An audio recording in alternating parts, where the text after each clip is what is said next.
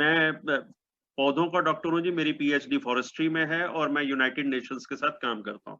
मैं देश के लेवल पे फॉरेस्ट की क्या प्लानिंग होनी चाहिए, रिन्यूएबल एनर्जी में क्या होना चाहिए, मैं उस तरह के मिनिस्ट्रीज के लिए प्लान बनाता हूँ, स्टेट गवर्नमेंट्स का एडवाइजर हूँ और अभी मैं यूनाइटेड नेशंस के लिए काम कर रहा हूँ। इस साल मैं इथोपिया कंट्री का एडवाइजर हूँ, यूनाइटेड नेशंस मेरे को इथोपिया भेज रही है, पर जब तक मैं यहाँ हूँ तब तक आपसे रोज बात किया करूंगा। अब मेरे पास एक जिम्मेवारी बची, हाई एल्कलाइन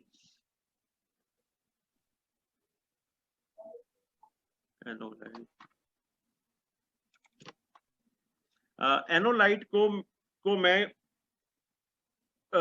बताता हूं जी कि एनोलाइट जो है मेरे हिसाब से बहुत बड़ा, एनोलाइट से पहले ये वाली स्लाइड दिखा देता हूं। हमारे जो कैथोलाइट है जिसको हम हाई एल्कलाइन पानी बोलते हैं, ये बहुत बड़ा मोबिलाइजर है। मेरे को कई बार अस्पतालों से इसके लिए रिक्वेस्ट आती है कि कृपा करके ये पानी भेज दीजिए, हमने किसी का हार्ट ट्रांसप्लांट किया या किसी का लीवर ट्रांसप्लांट किया, किडनी ट्रांसप्लांट किया और ब्लड चल नहीं रहा है, तो ऐसे में ब्लड को चलाने के लिए उनको हमारे वाले पानी हाई एल्कलाइन की जरूरत पड़ती है। हमारा हाई एल्कलाइन पानी बहुत ज्यादा न्यूट्रिशनल रिच है। ये स्लाइड में आपको दिखाना चाह रहा था, ये ऊपर के जो 4 बॉक्सेस हैं, जब हम केवल सिंपल पानी से किसी सरफेस को धोते हैं तो बैक्टीरिया की पॉपुलेशन कैसे होती है, और अगर हम इलेक्ट्रोलाइज्ड एसिडिक वाटर से जब उस सरफेस को धोते हैं तो बैक्टीरिया कितनी तेजी से मरते हैं। ये स्लाइड एक मैं आपके साथ शेयर करना चाह रहा था। आया नहीं है स्लाइड अभी? हाँ जी, अभी आ गया। ये आया। ये एक पेपर है, किडनी पेशेंट्स के बारे में स्टडी हुई, ये उसका पेपर है।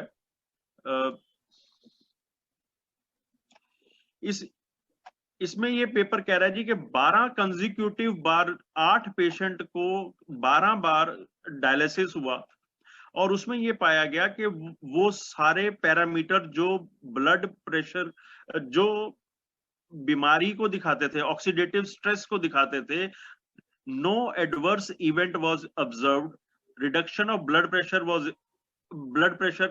was observed, no change in blood dialysis parameters. मतलब this present study demonstrated the capacity of electrolyzed RO to preserve the viability of PMNs. मतलब वो सारे पैरामीटर जो हेल्थ को शो करते हैं किडनी पेशेंट्स में, ये स्टडी ने उसको शो किया था। ये एक स्टडी है जो 3 साल लंबी और 300 पेशेंट पे चली और ये बताती है कि haemodialysis applying hydrogen dissolved haemodialysis solution could improve the prognosis of chronic HD patients. जिन पेशेंट्स में क्रॉनिकली हेमोडायलिसिस होता है, अगर उसमें ये हाइड्रोजन मिला पानी इस्तेमाल किया जाए तो उनकी किडनी में बहुत अच्छे रिजल्ट आते हैं। ऐसा ये 3 साल लंबी 300 पेशेंट्स पे चली हुई स्टडी बताती है। ये एक और स्टडी है किडनी पे ही कि वो सारे ऑक्सीडेटिव स्ट्रेस के इंडिकेटर आर सप्रेस्ड। ये डायलिसिस में के दौरान बहुत सारे सॉल्यूशन खून में मिलाए जाते हैं, उनके बजाय जब अपना hydrogen rich high alkaline water को मिक्स किया गया खून के साथ, तो ये पाया कि जो ऑक्सीडेटिव स्ट्रेस के इंडिकेटर थे वो सारे इंडिकेटर कम हो गए and prove to be a novel approach to ameliorate dialysis related complications. Dialysis में जो complications आती हैं वो इस हाइड्रोजन रिच पानी ने खत्म किए। सो ये हमारे जो हाई एल्कलाइन पानी है, जैसा आपने इसके बहुत सारे बेनिफिट हाईलाइट किए, उसके अलावा बहुत सारी मेडिकल फील्ड में इसकी बहुत बड़ी एप्लीकेशन है। सो ये चीजें मैं आपके साथ और ऐड करना चाहता था। मैं बताता हूँ, जैसे मैंने कहा कि मैंने प्लांट साइंसेस से हूं, तो मैंने प्लांट साइंसेस से ही शुरू किया। पहले ये एक बीमारी है जी प्लांट जो आलू में आती है। जब मैंने अपने खेतों में ये 2.5 इस्तेमाल करना शुरू किया तो ये बीमारी मेरे खेतों से खत्म हो गई। आलू के खेतों में जर्मिनेशन परसेंटेज में बहुत फर्क था। ये मेरी स्लाइड बहुत सारे लोगों ने देखी होगी, ये मक्की के खेतों की है। ये जलंधर में ट्रायल हुआ था। आप देख सकते हैं बीच वाली जो रो है, इसके लेफ्ट हैंड साइड पे अनट्रीटेड पौधे हैं, पौधों की ग्रोथ देख सकते हैं। राइट हैंड साइड पे ट्रीटेड पौधे हैं।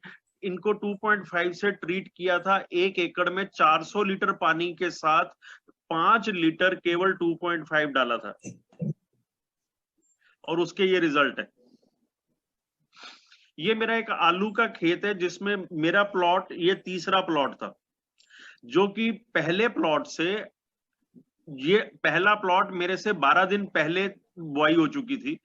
प्लॉट नंबर 2 जो है वो मेरे से 8 दिन पहले बुआई हो चुकी थी, और मैंने तीसरे प्लॉट में प्लांटेशन किया था। प्लॉट नंबर 1 और प्लॉट नंबर 2 मेरे से पहले एक इरिगेशन ले चुके थे। खेती में एक इरिगेशन हो जाने का मतलब है पौधे स्टैब्लिश हो जाते हैं। उस समय मैंने क्रॉप शुरू किया था। जब मैंने 50वें दिन प्लांट्स की फोटोग्राफ लिए, तो आप देख सकते हैं कि प्लॉट नंबर 1 में अभी भी बीच में लाइनें दिख रही हैं, गैप है। प्लॉट नंबर 2 में अभी झुंड से बने हुए कुछ पौधे खड़े हैं, कुछ पौधे गिर भी गए। पर प्लॉट नंबर 3 में अभी भी पौधे सीधे ऊपर उठ रहे थे, ग्रोथ बहुत अच्छी थी, और पूरी तरह से ग्राउंड कवर बन गया था। यहां मेरे को लगभग 28% क्रॉप यील्ड ज्यादा मिली। ये अभी इसी साल का अनियन का, प्याज की खेती है। इस तरफ का ये रेत में, अलवर के सैंडी मिट्टी में ये प्लांटेशन थी, और यहाँ आप देख सकते हैं कि ये अनट्रीटेड क्रॉप है, और यहाँ ये ट्रीटेड क्रॉप है। सिर्फ एक स्प्रे जिसकी रेशो रही 115 लीटर पानी में 5 लीटर 2.5। ऐसे ही कुछ लोग नर्सरी का कारोबार करते हैं। ये गोभी की नर्सरी है, फूल गोभी की नर्सरी पहले बनाई गई थी। तो आप देख सकते हैं कि जिन ट्रेस को ट्रीट नहीं किया और जिन ट्रेस को ट्रीट किया, उनमें जर्मिनेशन परसेंटेज का क्या फर्क रहा। ये मेरी एक पॉली हाउस में क्रॉप थी जिसमें वायरस अटैक हुआ था, और वहां की जो वर्कर्स काम करते थे उन्होंने मेरे से कहा कि शर्मा जी, हमने अपनी जिंदगी में यही सीखा कि अगर कहीं वायरस लग जाए तो उस पत्ते को, पौधे को तोड़कर जला दो या मिट्टी में दबा दो।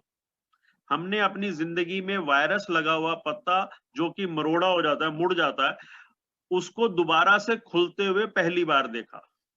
ये वायरल ट्रीटमेंट या वायरस का ट्रीटमेंट जो लोग ऑर्गेनिक फार्मिंग करते हैं या जो लोग पॉली हाउस में फार्मिंग करते हैं, उनके लिए ये बहुत कमाल की चीज है।